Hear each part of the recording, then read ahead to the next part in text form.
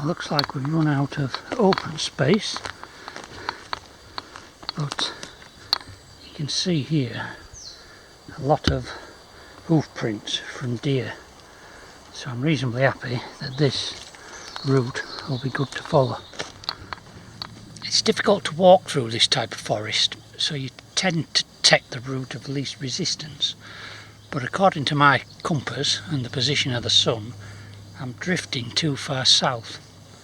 Now, the deer track has come down to a small stream, and I found the stream on the OS map, but just out of interest I'm going to follow their tracks back up into the wood there.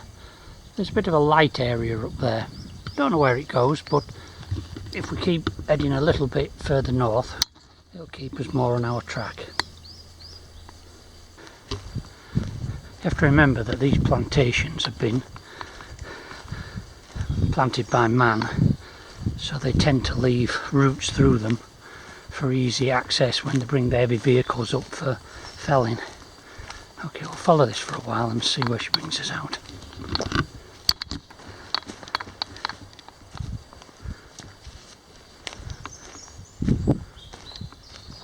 Seem to have come to not a dead end, but the track is starting to veer away and downhill in the wrong direction. So there's a lot of daylight up there. I've just seen a couple of deer run past there. I say run, they were stood, but by the time I got the camera switched on, they'd spotted me and legged it. I'm going to try and make my way up there and work my way towards the light. So far, so good.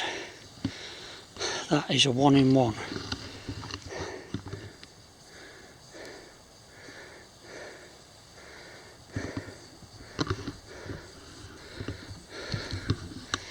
Now if I was to slip now, I'd get back to the bottom faster than a Jamaican bobsleigh team. So I'm going to dig my heels in, have a rest and get ready for the second half, which is up there somewhere. Made it another 50 metres, just out of the edge of the forest where we're sat in the dark down there. Just got to go up there.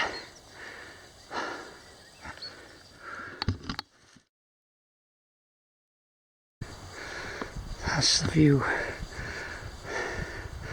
from here. That's where I've just come from, with about 4 stops. Now we've got to go see what's at the end of the light.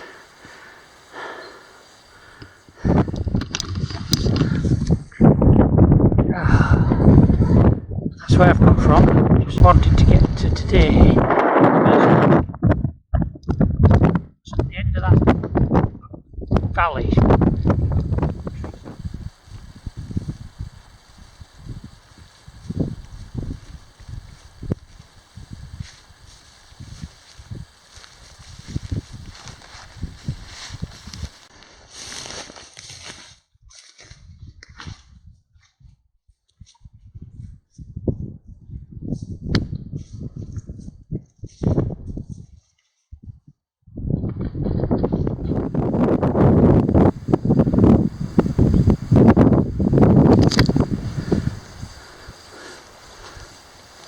Made it to there.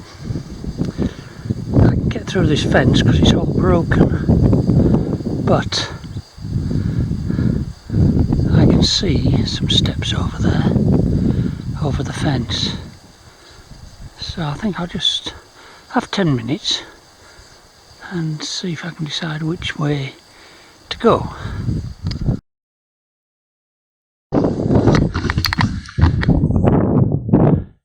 Decided I'm going to go for the next peak.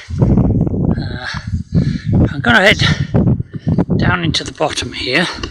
Well, I've got no choice, I've got to go down there to get up the other side. But stream. I need to top up the water as soon as possible. So I'll have a look and see if we can find some water. Yeah, it's hard going over this stuff.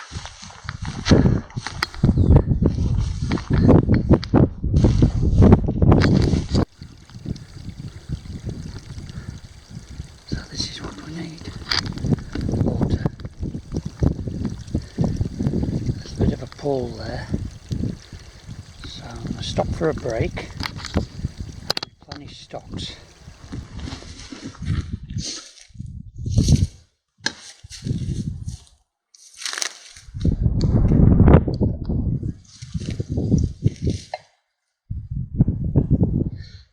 First thing I'm doing, I'm going to top up this plastic military style water bottle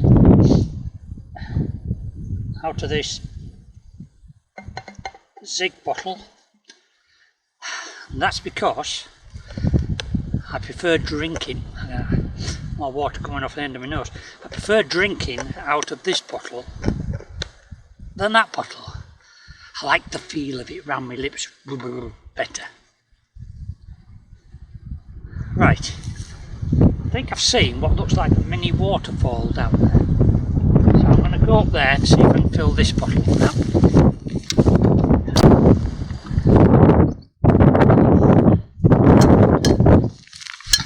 Want to come with me?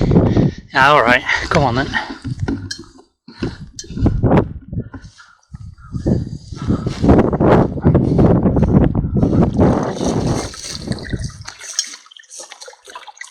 Well, I'm going to get wet. Ugh.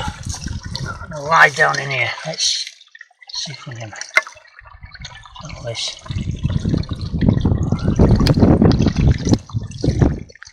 Quite like this water. Normally, I'm concerned about sheep feces or dead sheep up there, spreading all the germs down here, but I haven't seen any sheep. So maybe this water's okay. All I've got is can't lower my water bottle far enough. It's nearly full. I think that will be sufficient.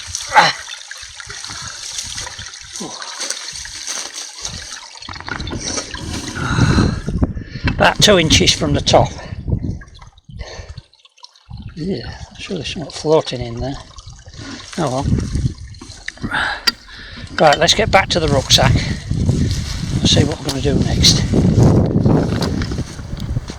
What I'm going to do is first aid kit. I don't need first aid, and if I did, that would be a good time because there's a helicopter going over. Anyway, this is where I keep the Fury tabs. Come out. Oh, bugger. I don't believe that.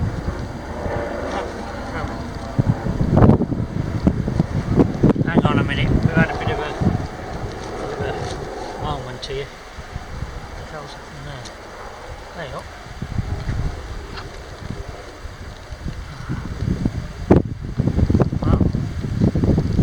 About to tell you that the packaging on these is not very good.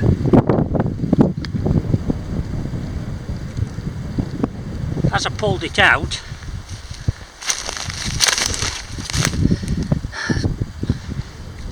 the backing has come off all these tablets and they've all fallen out. So, fortunately, most of them seem to have gone in the top of the rucksack. Right, well I'll just put them down there for a minute. I'm going to put, it usually says 1 per litre unless the water's really dirty. I'm going to put 2 in, be on the safe side. And then when I find the top, I'll put the lid on. Now I won't need that until at least this evening, so plenty of time for it to do its work. And I still may filter it before I put it into that bottle when the time comes. Now, the question is what to do with me tablets. I'll tell you what, I'll switch you off and I'll sit here and debate how to secure my tablets.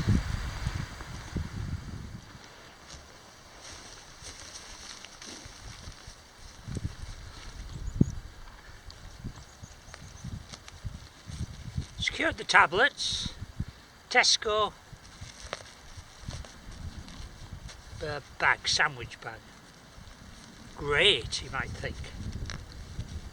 Got all my plasters and bits and pieces in here and other tablets. Come to fasten it up. The zip's broke. I mean, what's going on here? Look, zip, no more. Maybe it's a sign that I need to replace my first aid kit, because they do have a life. Right, I'm now going to think of a way to secure that so everything don't fall out, and then we'll continue.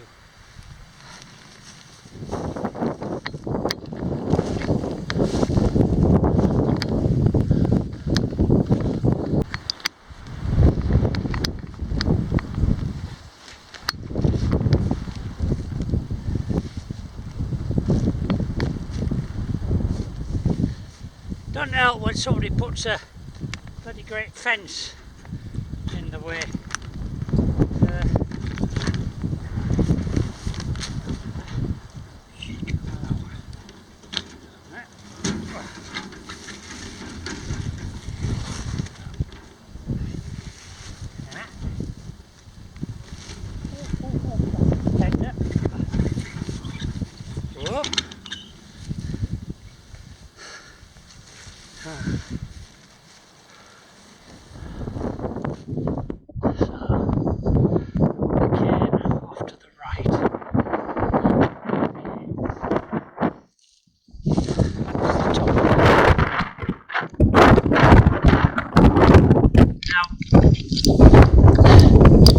Anybody at my age who was sensible would say, you're knackered.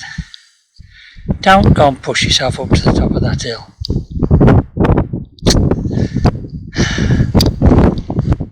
What do you think I'm going to do?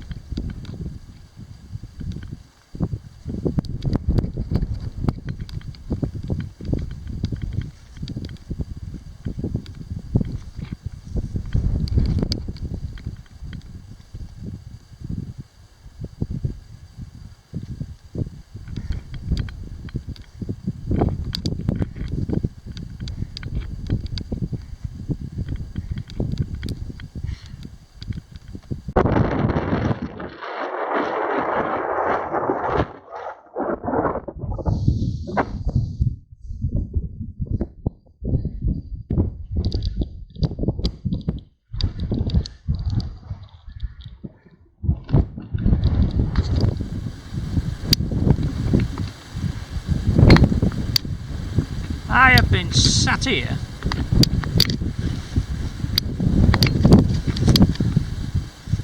for 3/4 of an hour and it's absolutely beautiful.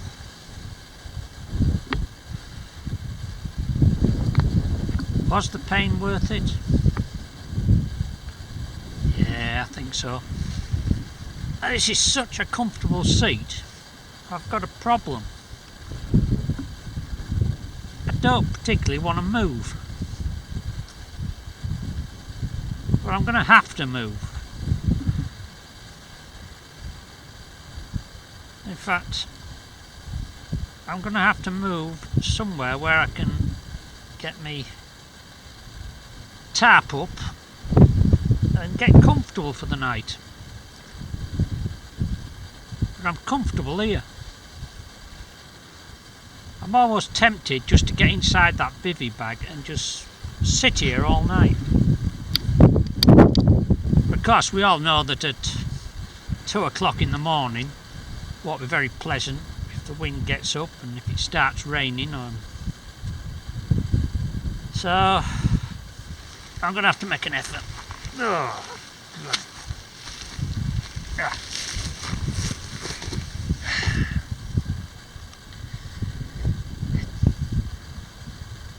Do I look lively? No. Right. Let's find somewhere to put this bivvy up. Oh, dear.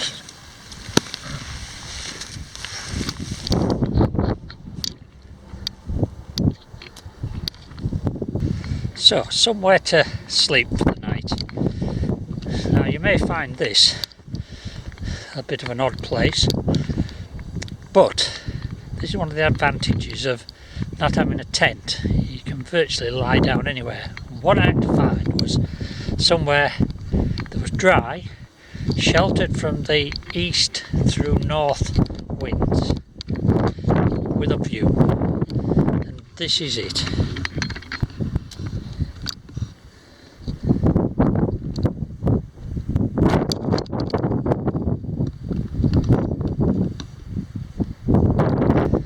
I'd have preferred a view the other way, but the wind's howling from that direction, so this is going to be it. Let's see if we can get set up. When I said, or insinuated, I wasn't going far because I was knackered, I wasn't joking.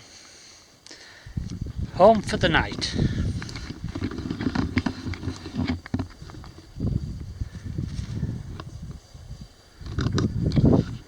It's a little precarious. Not 5-star.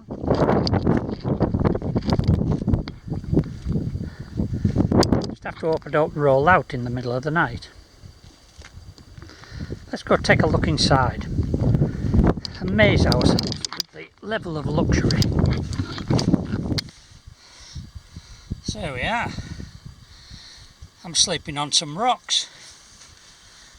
Now there is the same problem as last night, that the ground's a bit sloping and I don't want to fall over the edge of that drop. What we've got tonight is I've wedged myself between some rocks. There's a line of rocks here and there's actually a big rock here. So my legs should stay where they are, my head should stay where it is. As for the rest, it'll probably billow out that way, but we'll deal with that when it comes. The tent is not as secure as I'd like. I've never actually camped on rock before, and of course the earth that you normally put your pegs into is not very deep because it's just sitting on top of the rocks. Tie it round the rocks, you say? Yeah, well the problem is that every rock I want to tie it round happens to be sloping this way, and I want them sloping that way so I can tie the guy rope around it. Anyway, if this survives the night, I'll be very surprised. If it does, I shall be looking forward to another comfortable night enjoying the view. What could go wrong? Oops. Put my rucksack here to try and aid me not falling out of bed. Right, camera. Oh.